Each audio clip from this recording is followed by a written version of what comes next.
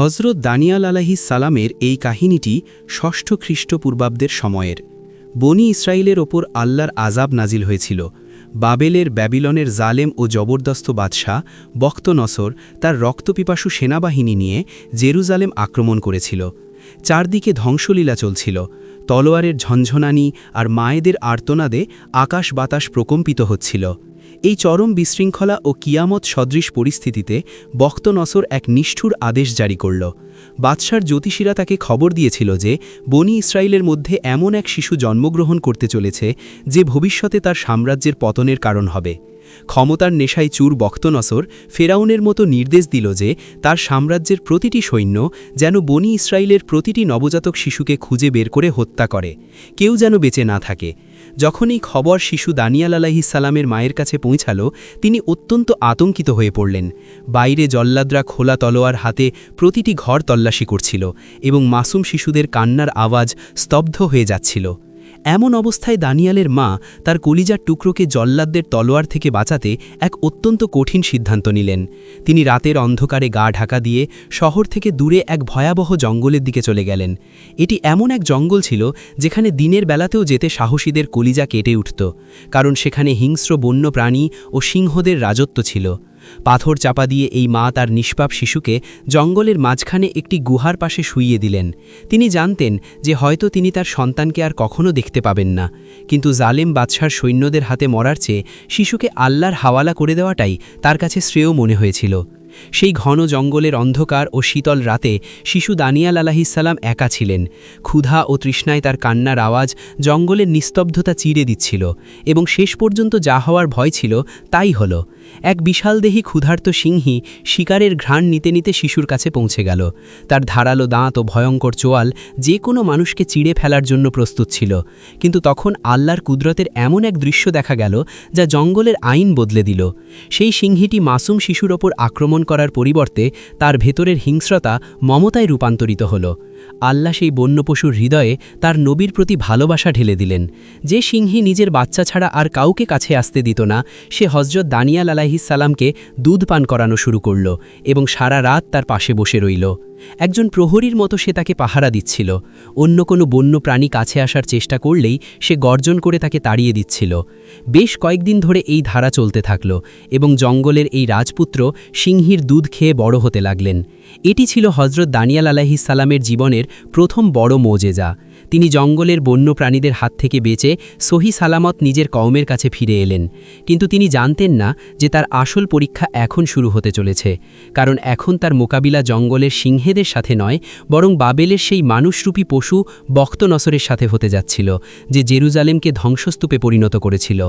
যখন বখতনসর বনি ইসরায়েলের হাজার হাজার মানুষকে বন্দী করে বাবেলের দিকে নিয়ে যাচ্ছিল, তখন সেই বন্দীদের ভিড়ে যুবক দানিয়াল আলাইহিস সালাম ও তার কয়েকজন বিশিষ্ট সঙ্গী আজরয়া, মিথাইল এবং হানানিয়াও সামিল ছিলেন।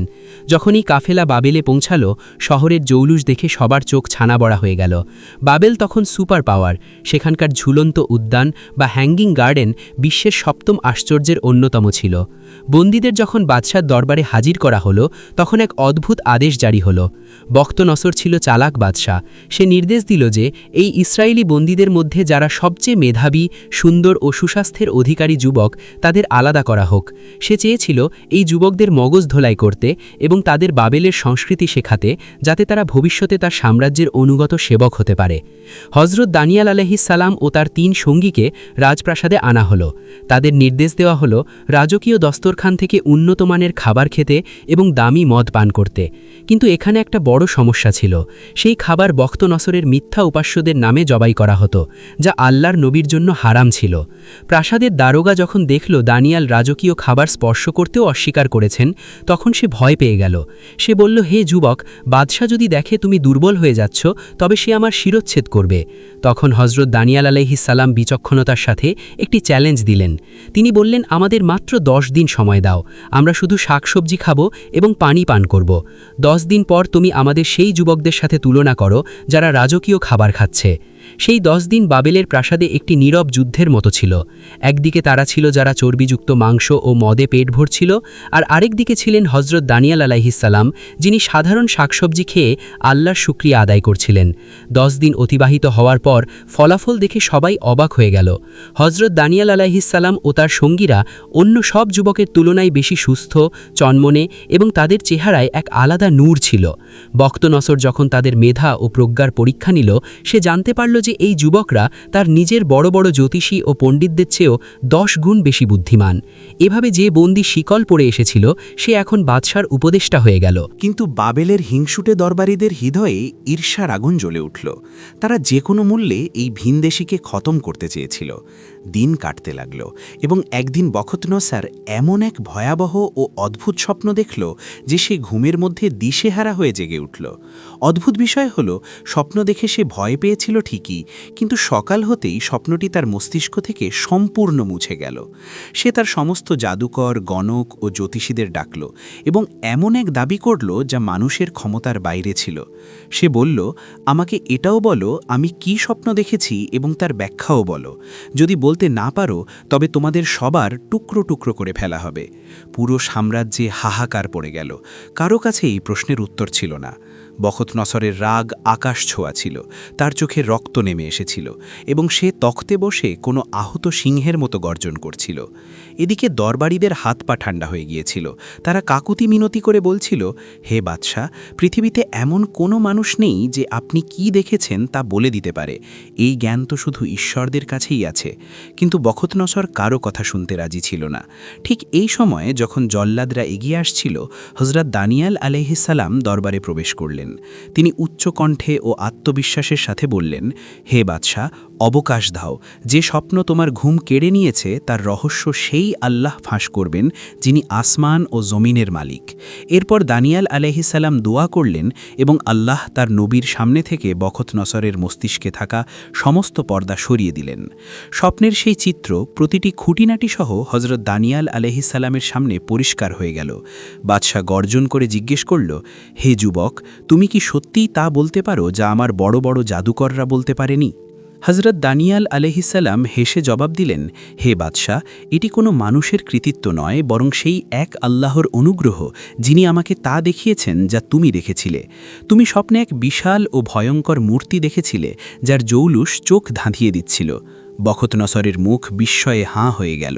হজরত দানিয়াল আলাইহিসসালাম বিস্তারিত বলতে শুরু করলেন, হে বাদশাহ, এই মূর্তির মাথা ছিল খাঁটি সোনার, তার বুক ও বাহু ছিল রূপার, পেট ও উরু ছিল তামার, পা ছিল লোহার এবং পায়ের পাতা ছিল কিছু লোহা ও কিছু মাটির তৈরি। বখতনসর নিজের জায়গা থেকে লাফিয়ে উঠল, হ্যাঁ, ঠিক এটাই আমি দেখেছিলাম। কিন্তু এরপর কি হলো? দানিয়াল আলাইহিসসালাম বললেন, এরপর তুমি দেখলে গায়েব থেকে একটি পাথর, যা কোনো মানুষের হাত খোদাই করেনি, পাহাড় থেকে ভেঙে পড়ল। এই পাথরটি মূর্তির লোহা ও মাটির পায়ের ওপর এমন আঘাত করল যে পুরো মূর্তি চূর্ণ বিচূর্ণ হয়ে গেল। সোনা, রূপা, তামা ও লোহা সব বালুর মতো বাতাসে উড়ে গেল। কিন্তু সেই পাথরটি নিজে এক বিশাল পাহাড় হয়ে গেল এবং পুরো পৃথিবীতে ছড়িয়ে পড়ল। নিজের স্বপ্নের কথা শুনে বাদশাহ অবাক হয়ে গেল। এখন ছিল ব্যাখ্যার পালা। দানিয়াল আলাইহিসসালাম জানালেন যে এই মূর্তি হল পৃথিবীর আসন্ন বিশাল সাম্রাজ্যগুলোর প্রতীক। সোনার মাথা ছিল খোদ বখতনসরের বাবেল সাম্রাজ্য, আর এরপর আসা ধাতুগুলো ছিল পারস্য, গ্রিস ও রোমান সাম্রাজ্যের প্রতীক। কিন্তু সেই পাথরটি ছিল আল্লাহর সেই শেষ সাম্রাজ্য যা সমস্ত জুলুমের মূর্তিকে চূর্ণ করে দেবে এবং কিয়ামত পর্যন্ত কায়েম থাকবে। জবরদস্ত বাদশাহ বখতনসর দানিয়াল আলাইহিসসালামের এই আধ্যাত্মিক শক্তির সামনে নতি স্বীকার করল। সে তখ্ত থেকে নেমে আল্লাহর নবীকে সিজদা করার চেষ্টা করল এবং স্বীকার করল যে নিঃসন্দেহে তোমার খোদাই খোদার খোদা। কিন্তু প্রাসাদের এই সম্মান ও খ্যাতির আড়ালে এক বিশাল তুফান দানা বাঁধছিল। বখতনসরের দরবারি ও জাদুকররা যাদের প্রাণ বেঁচে গিয়েছিল ঠিকই, কিন্তু সম্মান ধুলোয় মিশে গিয়েছিল, তারা এখন দানিয়াল আলাইহিসসালামের রক্তের পিপাসু হয়ে উঠল। তারা এমন এক ষড়যন্ত্র তৈরি করল যার শেষ পরিণতি ছিল কেবল মৃত্যু। প্রাসাদের অন্ধকার কোণে ফিসফাস শুরু হলো। দরবারীরা বাদশাকে দানিয়ালের বিরুদ্ধে উস্কানি দিতে লাগল। তারা দানিয়ালের সরকারি কাজে কোনো ত্রুটি খোঁজার চেষ্টা করল, যাতে বাদশার সামনে তাকে অপদস্থ করা যায়।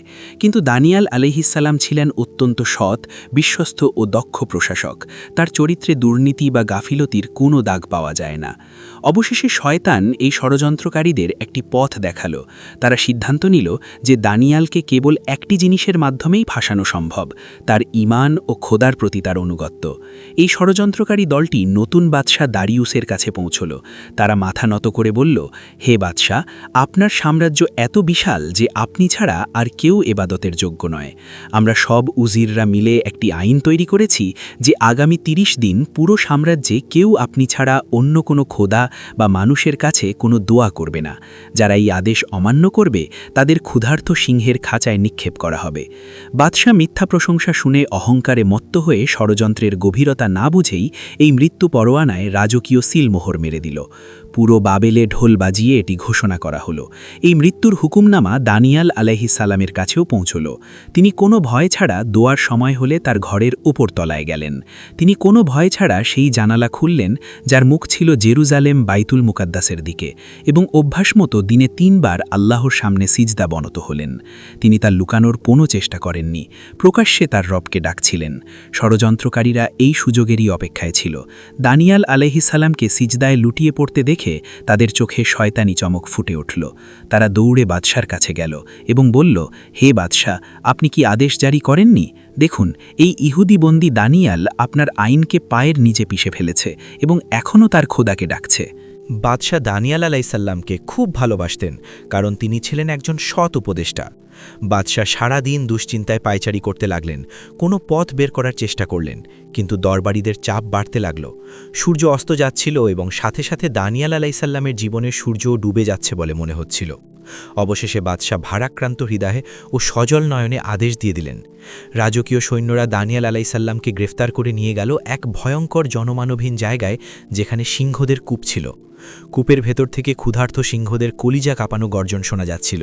তাদের বেশ কয়েকদিন ধরে ক্ষুধার্ত রাখা হয়েছিল, যাতে তারা শিকার দেখা মাত্রই তার উপর ঝাঁপিয়ে পড়ে। সৈন্যরা দানিয়াল আলাইসাল্লামকে কূপের কিনারায় দাঁড় করালো। সেখানে বাদশাও উপস্থিত ছিল। সে দানিয়াল আলাইসাল্লামকে বলল, হে দানিয়াল, হয়তো তোমার সেই খোদা যাকে তুমি এত নিষ্ঠার সাথে ইবাদত করো, তিনি তোমাকে বাঁচিয়ে নেবেন। এর সাথেই দানিয়াল আলাইসাল্লামকে সেই অন্ধকারের মৃত্যুকূপে ধাক্কা দিয়ে ফেলে দেওয়া হলো। ওপর থেকে একটি ভারী পাথর এনে কূপের মুখ বন্ধ করে দেওয়া হলো এবং বাদশাহ তার উপর সিলমোহর মেরে দিল, যাতে কেউ দানিয়াল আলাইসাল্লামের সাহায্যে পৌঁছতে না পারে। কূপের ভেতরে ঘুটঘুটে অন্ধকার ছিল। দানিয়াল আলাইসাল্লাম যখন মাটিতে পড়লেন, এক মুহূর্তের জন্য নিস্তব্ধতা ছেয়ে গেল। কিন্তু এটি ছিল ঝড়ের আগের নিস্তব্ধতা।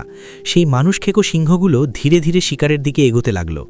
দানিয়াল আলাইসাল্লাম তখন সেই বন্য পশুদের মধ্যে একেবারে একা ও নিরস্ত্র ছিলেন। কিন্তু এরপর এমন এক দৃশ্য সামনে এলো যা বিশ্বাস করা কঠিন। সেই সিংহগুলো, যারা সাধারণত মানুষকে দেখামাত্রই ঝাঁপিয়ে পড়ে, তারা দানিয়াল আলাইসাল্লামের কাছে এসে থেমে গেল। তাদের চোয়াল বন্ধ হয়ে গেল এবং গর্জনের জায়গা এক অদ্ভুত নম্রতা দখল করে নিল। আল্লাহর কুদরত দেখুন, সেই সিংহগুলো দানিয়াল আলাইসাল্লামের চারপাশে প্রহরীর মতো বসে পড়ল, যেন তারা তার পায়ের ধুলোকে নিজেদের জন্য বরকত মনে করছিল। অন্যদিকে প্রাসাদে বাদশার ঘুম উড়ে গিয়েছিল। তার বারবার দানিয়াল আলাইসাল্লামের সেই নিষ্পাপ ও নুরানি চেহারা মনে পড়ছিল। সে সারা রাত কিছু খায়নি বা কোনো গান বাজনা শোনেনি। সে নিজের আদেশের জন্য অনুতপ্ত ছিল। সে বারবার জানালা দিয়ে আকাশের দিকে তাকাচ্ছিল যে কখন সকাল হবে এবং সে সেই সত্যের মুখোমুখি হবে যাকে সে ভয় পাচ্ছিল।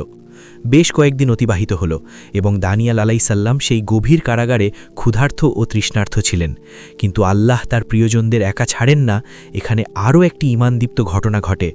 বর্ণনায় পাওয়া যায় যে আল্লাহ তাআলা অন্য এক নবী হযরত ইরমিয়া আলাইসাল্লামকে, যিনি তখন বাইতুল মুকাদ্দাসের কাছে অন্য এক শহরে ছিলেন, নির্দেশ দিলেন দানিয়ালের জন্য খাবার ও পানির ব্যবস্থা করতে। হযরত ইরমিয়া আলাইসাল্লাম আরজ করলেন, ইয়া আল্লাহ, আমি তো এই শহরে, আর দানিয়াল তো বাবেলের গভীর কূপে বন্দী। আমি তার কাছে কিভাবে পৌঁছাবো? আল্লাহ বললেন, তুমি শুধু খাবার তৈরি করো, পৌঁছানোর দায়িত্ব আমার। এরপর আল্লাহ এক ফেরেশতা পাঠালেন, যিনি চোখের পলকে হযরত ইরমিয়া আলাইসাল্লামকে তার খাবারসহ বাবেলের সেই কারাগারে পৌঁছে দিলেন। যখন দানিয়াল আলাইসাল্লাম অন্ধকারে আলো দেখলেন এবং নিজের সামনে খাবার পেলেন, তিনি অবাক হয়ে জিজ্ঞেস করলেন, এটি কে পাঠিয়েছে? হযরত ইরমিয়া আলাইসাল্লাম জবাব দিলেন, তোমার রব তোমাকে স্মরণ করেছেন। দানিয়াল আলাইসাল্লামের চোখে পানি এসে গেল। তিনি বললেন, পবিত্র সেই আল্লাহ, যিনি তাকে কখনো ভোলেন না যে তাকে মনে রাখে। অবশেষে সেই সকাল এলো যার জন্য সবাই অপেক্ষায় ছিল। বাদশাহ হাঁপাতে হাঁপাতে সেই গর্তের কাছে পৌঁছল যেখানে দানিয়াল আলাইসাল্লামকে নিক্ষেপ করা হয়েছিল। সে নিশ্চিত ছিল যে এতক্ষণে সিংহরা হাড় পর্যন্ত চিবিয়ে ফেলেছে। সে কাপা কণ্ঠে গর্তের মুখে ডাকল, হে দানিয়াল, হে জ্যান্ত খোদার বান্দা, তোমার খোদা যার তুমি সব সময় বন্দেগী করো, তিনি কি তোমাকে সিংহদের হাত থেকে বাঁচিয়েছেন? গর্তের গভীর থেকে এক প্রশান্ত ও বলিষ্ঠ আওয়াজ এলো, হে বাদশাহ, তুমি চিরজীবী হও। আমার আল্লাহ তার ফেরেশতা পাঠিয়েছেন এবং এই সিংহদের মুখ বন্ধ করে দিয়েছেন, কারণ আমি তার কাছে নির্দোষ প্রমাণিত হয়েছি। বাদশার আদেশে দ্রুত সেই ভারী পাথর সরানো হলো। যখন দানিয়াল আলাইসাল্লাম বাইরে এলেন, মানুষ অবাক হয়ে গেল।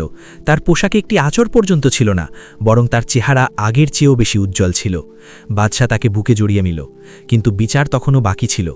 বাদশাহ রাগান্বিত হয়ে আদেশ দিলেন যে সেই সমস্ত ষড়যন্ত্রকারী যারা দানিয়াল আলাইসাল্লামের বিরুদ্ধে জাল বুনেছিল, তাদের স্ত্রী সন্তানসহ সেই গর্তে নিক্ষেপ করা হোক।